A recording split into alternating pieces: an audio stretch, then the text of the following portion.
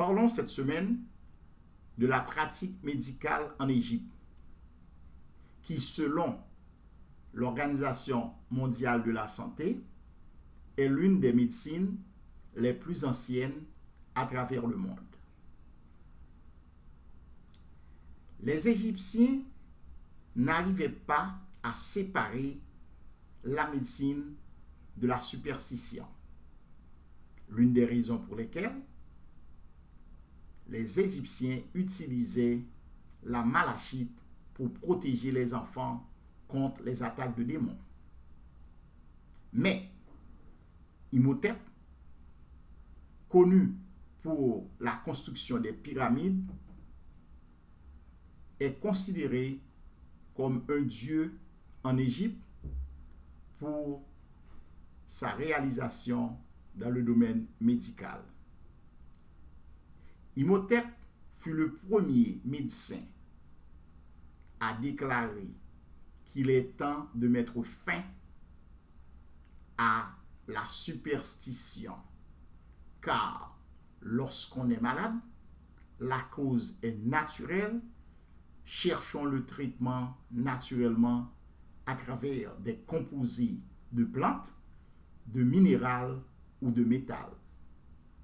Savez-vous aussi que les femmes à l'époque pratiquaient aussi la médecine?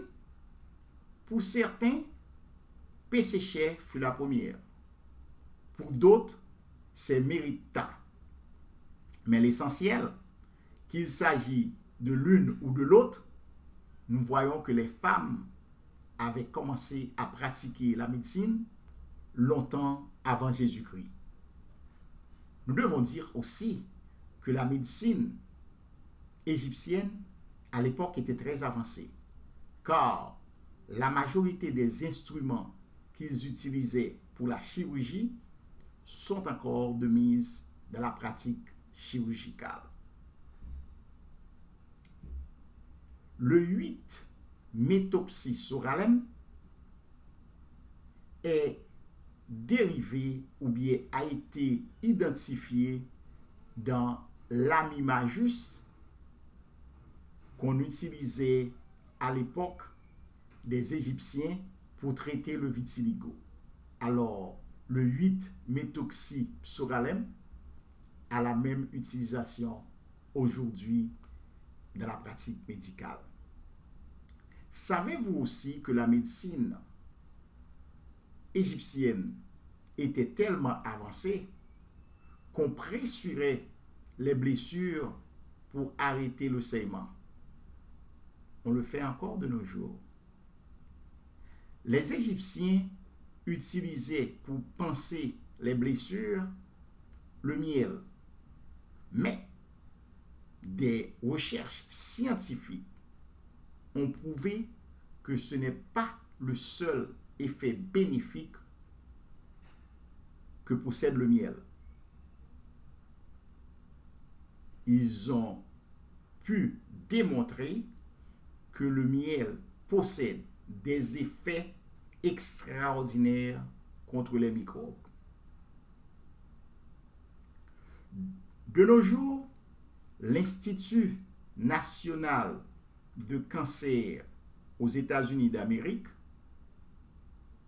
a identifié 2 composés, à savoir l'épigalocatéchine et galocatéchine, d'une plante que les Égyptiens utilisaient pour traiter les inflammations. À savoir, la plante, c'est Sisyphus spina Christi.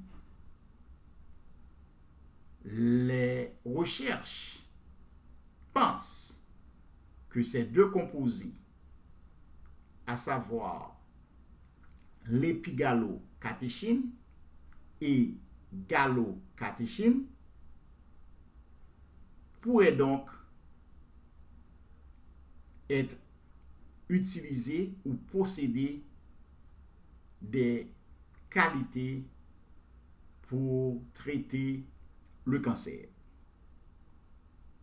Alors, si vous avez l'intention d'utiliser la médecine naturelle, soit pour prévenir ou pour améliorer votre condition sanitaire, vous pouvez appeler Dr Villefort au 516-830-7371 ou me visiter au 70 Sunrise Highway, Valley Stream, New York.